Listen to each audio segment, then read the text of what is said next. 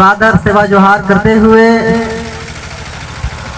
आज हम लोग जिस कार्यक्रम के लिए उपस्थित हुए हैं, महाराजा शंकर शाह और उनके पुत्र कुंवर रघुनाथ शाह मंडावी जी का 166वां बलिदान दिवस के रूप में ये कार्यक्रम का आयोजन हमारे गोड़वाना गणतंत्र पार्टी के युवा मोर्चा के द्वारा किया गया है। मैं युवा मोर्चा के तमाम बंधुओं का तहे दिल से हार्दिक स्वागत और सत उनको सादर से जोहार करना चाहूंगा कि आप लोगों ने ग्राम बगरा के धरती पर ऐसे कार्यक्रम का आयोजन किया और उस महापुरुष का बलिदान दिवस मनाने का काम कर रहे हैं, जिससे प्रेरणा लेकर आज के हमारे नौजवान युवा साथी लोगों को और उनकी विचारधारा को आगे बढ़ाने की आवश्यकता भी थी।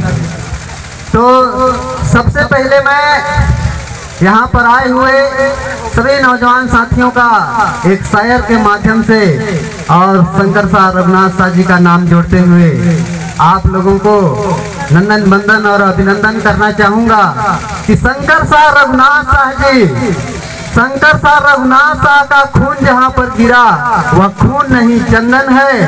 और ग्राम बगरा की धरती पर आज आए हुए गोंडवाना के समस्त शेर और शेरनियों का हार्दिक हार्दिक अभिनंदन है।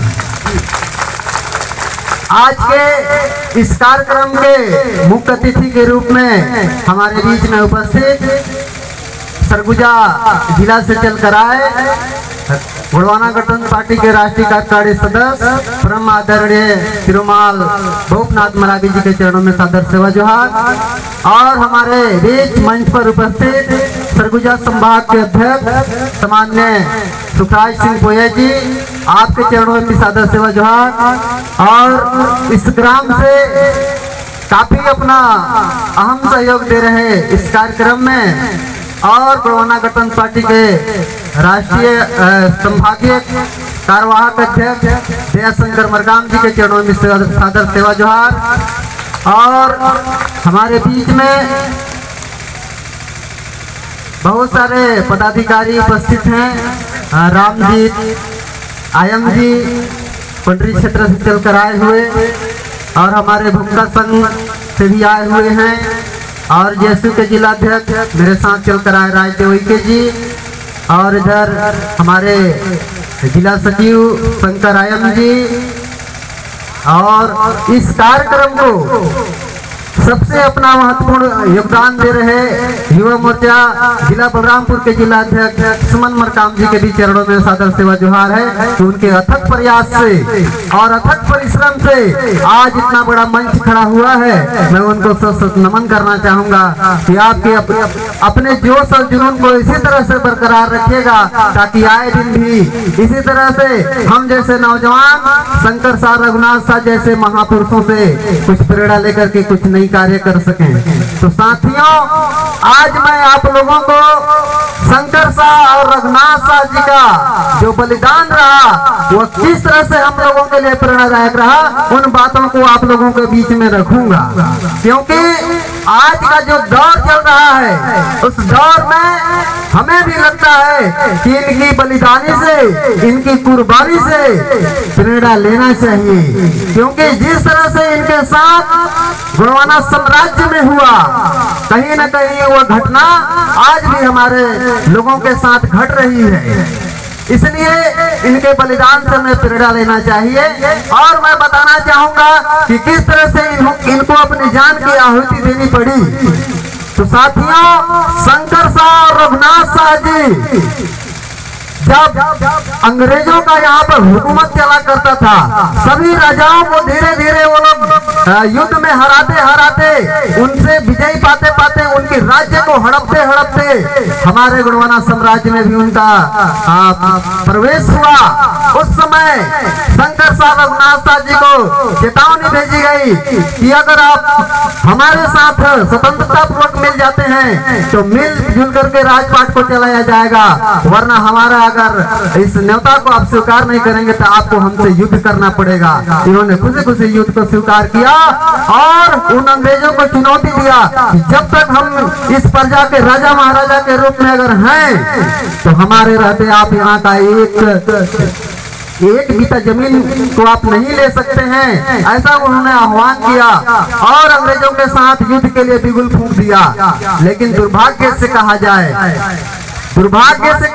तो हमारे ही बीच के लोग जिस तरह से अन्य राजाओं को मारा गया, हमारे लोगों को मिला करके, उसी तरह से हमारे लोगों को कुछ लोगों को मिला करके इनकी गुप्त जानकारियां ले ली गई। क्योंकि जब तक ये लोग हथियार पकड़े रहते थे, इनको कई देवी देवताओं की शक्ति थी, जिसके वजह से जब तक ये हथियार पकड़े रहते थे तब तक इनको मारना मुमकिन नहीं था। इसलिए हमारे बीच के लोग अंग्रेजों को बताने का काम किए कि ये लोग वर्ष में एक बार जब अपने इष्ट देव की पूजा करने जाते हैं, उस समय बिना हथियार के जाते हैं, और यही वो समय है जिस समय पर आप उनको मार सकते हैं। बाकी ऐसा कोई समय नहीं है जिसमें आप उनको युद्ध में परास्त कर पाइएगा। तो उसी समय का इंतजार करते हुए अंग्रेज के सैनिकों ने उन पर हमला बोला, और जिस समय निर्हथियार होकर के बिना हथियार का अपने इष्ट देवी देवताओं की पूजा कर रहे थे, उसी बीच घेराबंदी करके अंग्रेज लोगों ने हमारे महापुरुषों को पकड़ लिए और ले जा करके गुलाम बना लिए, जेल में बंद कर दिए। और उसी जेल से जो 1857 की क्रांति में जी रही इन्होंने अंग्रेजों के साथ बिगुल फूंका था, उसी बीच मेरे ख्याल से इस देश नहीं पूरे विश्व में ऐसा किसी महापुरुष को ऐसी मौत नहीं मिली होगी जैसा हमारे महापुरुषों को मिला। इनको तोप के मुंह में बांध करके पिता और पुत्र दोनों को एक साथ उड़ा दिया गया। इनके मांस के चिथड़े चिथड़े उड़ गए। इनके शंकर साहब जी की जो पत्नी थी फूल कुंवर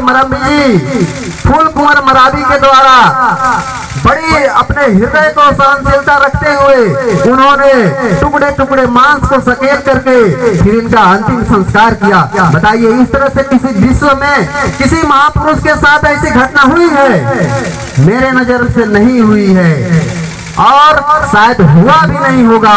ये पहला वैसा व्यक्ति थे जिनको तोप के मुंह पर बांध करके उड़ा दिया गया और जिनके मांस चिथड़े चिथड़े हो गए थे। तो इन्होंने इसलिए अपनी कुर्बानी हंसते हंसते दे दी ताकि हमारा आने वाला जो पूर्वज है, हमारा जो वंश है, वो हम पर अभिमान कर सके कि अगर इस देश के लिए, इस मिट्टी के लिए, इस साम्राज्य के लिए अगर अपनी जान भी गंवानी पड़े तो गंवा देना चाहिए, पीछे नहीं हटना चाहिए, अपने स्वाभिमान के साथ समझौता नहीं करना चाहिए। यही प्रेरणा मिलती है।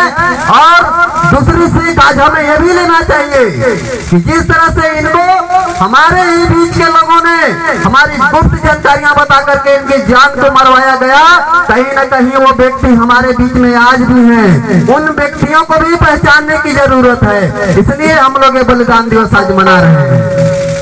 अगर हमारे साथ, हमारे लोगों के साथ कोई बीच में रह करके गद्दारी करता है तो उस व्यक्ति को भी सामाजिक बहिष्कार होना चाहिए, सामाजिक दंड होना चाहिए। साथियों, यही घटना अगर देखा जाए तो हमारे जो छत्तीसगढ़ के प्रथम स्वतंत्रता संग्राम सेनानी जिन्हें हम अमर शहीद वीर नारायण सिंह कहते हैं, उनके जैसा भी इस विश्व में किसी महापुरुष को मौत नहीं मिला होगा। उनको भी 10-10 दिन तक रायपुर के जय स्तंभ चौक में पीपल के पेड़ पर 10 दिन तक बांध कर झुला दिया गया था। चील और कौवे उनके मांस को नोच नोच कर खाते रहे। जब उसका मांस सड़ के गिरने लगा तब अंग्रेजों ने उनके शरीर को उनके माता पिता को हवाले किया कि इनका अंतिम संस्कार कर दीजिए। बताइए, ऐसा मौत किसी को मिला है? आज तक किसी को नहीं मिला है। लेकिन वीर नारायण सोना खान ने भी पूरे जुनून के साथ, जोश के साथ उन अंग्रेजों के साथ मुकाबला किया था। इसलिए किया था कि हमारी धन धरती सलामत रह सके। लेकिन अगर आज देखा जाए तो हमारी जमीन को छोटे छोटे लीज के नाम से अधिग्रहण कर लिया जा रहा है, उसमें बड़े बड़े बिल्डिंग बना दिया जा रहा है, बड़े बड़े फैक्ट्री बैठ जा रही है और हमारी जमीन हमारे नजरों के सामने से बिक जा रही है, लूटी जा रही है, शोषण किया जा रहा है।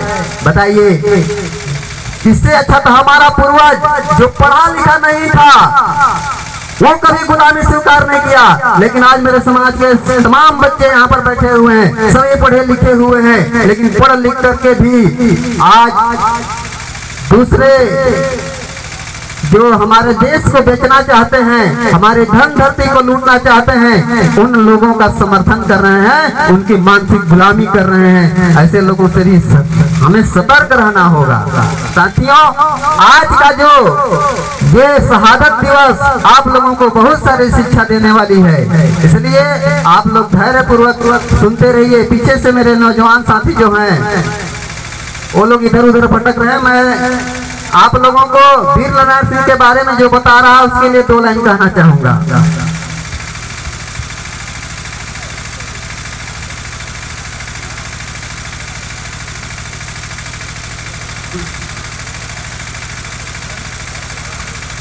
पीछे शायद कुछ शांति व्यवस्था ठीक नहीं लग रहा है। मैं अपने सभी साथियों से कहना चाहूंगा, आप लोग टेंट के नीचे आ जाएं और शांति पूर्वक आज की जो विचारधारा है उसको सुने, और अगर आए हैं तो कुछ सीख कर जाएं, कुछ सुन कर जाएं। तो साथियों, मैं वीर नारायण सिंह सोना खान के बारे में बता रहा था। उनकी जो देश की सेवा थी, जो देश की सेवा थी, उसे हमें भी आज प्रेरणा लेकर के देश की सेवा करना चाहिए, इन प्रजाओं की सेवा करना चाहिए। क्योंकि उन्होंने उनके समय में जो अकाल पड़ा था, उस समय बहुत वर्षों से पानी नहीं गिरा, जिसकी वजह से फसल नहीं उत्पन्न हो पा रहे थे। तब उनकी प्रजा भूख से करा रही थी। उसी समय पर उनके क्षेत्र में एक माखन नाम का सेठ था, जो अवैध रूप से लोगों से कम दाम में अनाज को खरीद करके अपने गोदाम में ढेर किया हुआ था, और गोदाम में ढेर किए वो अनाज सड़ रहा था। जब वीर नारायण सोना खान की प्रजा भूख से कराहने लगी, तो उन्होंने उस माखन सेठ से हाथ जोड़ विनती करके, अपनी प्रजा के लिए हाथ जोड़ करके उनसे विनती किया कि आपके गोदाम में जो अनाज सड़ रहा है वो हमें अपनी प्रजा के लिए दे दीजिए। मैं आपके साथ दावा करता हूँ, आपको वचन देता हूँ कि आने वाले समय में आपकी अनाज का 1.5 गुना मैं वापस करूंगा। लेकिन उन्होंने उन्हें अनाज नहीं दिया। वीर नारायण सोना खान की तरह भूख से कराती प्रजा को अनाज नहीं दिया, क्योंकि वो चाहते थे कि ये लोग भूख से तड़प करके मर जाएं, ताकि जो अंग्रेजों की फौज यहाँ पर आई है उनसे युद्ध करने में सक्षम न रहे। क्योंकि भूख से मर जाएंगे तो युद्ध कैसे करेंगे। लेकिन मेरे ख्याल से जो मूल निवासी समाज था, वो जंगलों से कंदमूल खा करके भी जीवित रह जाता था। ऐसा भी हमारा समाज है। और 1855 में यह घटना भी हुई थी। भगनाडी जिला, जिसे आज हम लोग झारखंड के नाम से जानते हैं, वहीं से एक आंदोलन शुरुआत हुई थी, संथाल हुल की। उस संथाल हुल में अंग्रेजों से त्रस्त होकर के हमारे मूल निवासी समाज के लोगों ने कसम खाई। जब उनके घरों को जला दिया गया, तब उन लोगों ने कसम खाई कि हम लोग घर तो तुम लोग जला दिए, लेकिन अब हम लोग खेती किसानी नहीं करेंगे। और वो लोग जंगल की ओर भाग गए। अब बोले जब हम खेती नहीं करेंगे, अनाज नहीं उगाएंगे, तो देखते हैं अंग्रेज लोग क्या खाते हैं। हम आदिवासी मूल निवासी समाज के लोग हैं, हम जंगल में कंदमूल खा करके जी लेंगे, देखते हैं अंग्रेज लोग क्या खा करके जीते हैं। और बोले इस बार फसल हम लोग कोदो कुटकी का फसल नहीं काटेंगे, अंग्रेजों का गर्दन काटेंगे। ये संकल्प लिए थे उन्होंने। वो संकल्प आज लेने की जरूरत है, क्योंकि आज हमारे साथ भी, उसी मूल निवासी समाज के लोगों के साथ भी बहुत बड़े बड़े छलावा हो रहे हैं। आप लोगों ने मणिपुर की घटना देखे होंगे। हमारे माताओं बहनों को किस तरह से सरेआम नंगे सड़कों पर घुमाई जा रही थी। बताइए, किसी विश्व में, किसी राज्य में इस तरह की कभी घटना हुई है? आज तक नहीं हुई होगी। लेकिन हमारे भारत देश में हुआ है और मणिपुर राज्य में हुआ है। बताइए, ऐसी घृणित घटना करने की दुस्साहस किस लिए हुआ? क्योंकि हमारी शासन सत्ता नहीं है। इसलिए ये 2023 का जो चुनावी समर है, उसमें आप लोगों को अगर आज यहाँ पर आए हैं, तो मैं तो कहता हूँ आप लोग बहुत ईमानदार हो, बहुत शिष्टाचार हो। हर चीज में आप लोग ईमानदारी दिखाते हैं, लेकिन एक काम करने के लिए मैं आप लोगों को कहना चाहूंगा, और वो काम मूर्ख नहीं महामूर्ख बनकर करना पड़ेगा। क्योंकि आज अगर देखा जाए तो जब से गोंडवाना गणतंत्र पार्टी की स्थापना हुई है, तब से इस आंदोलन को तोड़ने के लिए हमारे इस समाज के लोगों के द्वारा कई तमाम प्रकार की पार्टियां बनाई जा रही हैं, तमाम प्रकार की सामाजिक संगठनें बनाई जा रही हैं, जिससे गोंडवाना आंदोलन कमजोर हो सके, जिससे गोंडवाना आंदोलन कमजोर हो सके। और गोंडवाना आंदोलन कमजोर हुआ भी है, क्योंकि हमारी ये बात को दूसरे जो नई पार्टी बनती है, हमारे बीच का जो व्यक्ति जा रहता है नई पार्टी बनाता है, वो भी हमारा ही बात बोलता है, और सामाजिक संगठन जो बनते हैं वो भी हमारा ही बात करता है, जिससे हमें फर्क नजर नहीं आता है, फर्क नजर नहीं आता है। और हम सोचते हैं कि अरे ये भी तो वही बात कर रहा है जो गोंडवाना गणतंत्र पार्टी करता है, इसलिए ये भी तो ठीक है, तो उसमें भी जुड़ जाते हैं, जिसके कारण हमारा संगठन कमजोर हो रहा है, हमारा सांसद विधायक और सरकार हमारी नहीं बन पा रही है। इसलिए मैं बोला कि आपको एक काम के लिए मूर्ख नहीं महामूर्ख बनकर काम करना पड़ेगा, और वो काम है आरी छाप पर बटन दबाना। आरी छाप पर बटन दबाने के लिए आपको मूर्ख नहीं महामूर्ख बनकर करना पड़ेगा, और इसलिए करना पड़ेगा क्योंकि आप लोग भटक जाते हो। ये भी आदिवासी का बात कर रहा है, ये भी गोंडवाना गणतंत्र पार्टी जैसा बात कर रहा है, ये भी जल जंगल जमीन का बात कर रहा है। आधा लोग उधर चले गए, आधा लोग इधर चले गए, कुछ लोग इधर चले गए, भटक गए ना भाई। इसलिए इस काम के लिए मूर्ख नहीं महामूर्ख बनना है। महामूर्ख क्या करता है, बिना सोचे समझे जो करना है वो करेगा तो करेगा।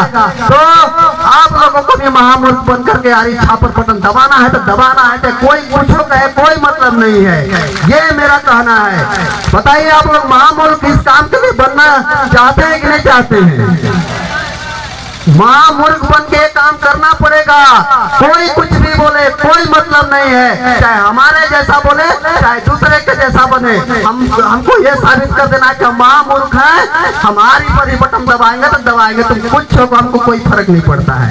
ये काम 2023 में करना पड़ेगा, तभी आपकी जल जंगल जमीन सुरक्षित हो सकती है, आपका मान सम्मान और स्वाभिमान सुरक्षित रह सकता है। नहीं तो मणिपुर में हमारी अभी जो जिनको सरकार हम लोग बनाते आ रहे हैं वो लोग ट्रेलर दिखा चुके हैं, ठीक है ना भाई।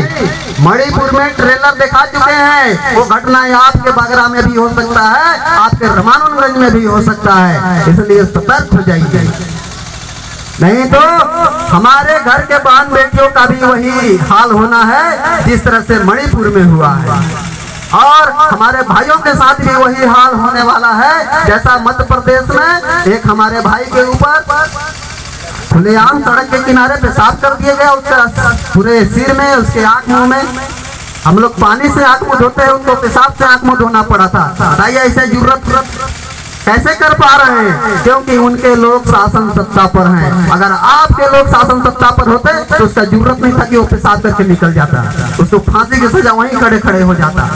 इसलिए अपनी सरकार बनाने की जरूरत है, जब तक अपना सरकार नहीं बनाइएगा तमाम तरह की आपके साथ इसी तरह से अन्याय अत्याचार होते रहेगा। और मैं आप लोगों को सबसे बड़ी खुशखबरी बताने जा रहा हूँ आज इस मंच में अगर मैं आया हूँ। एक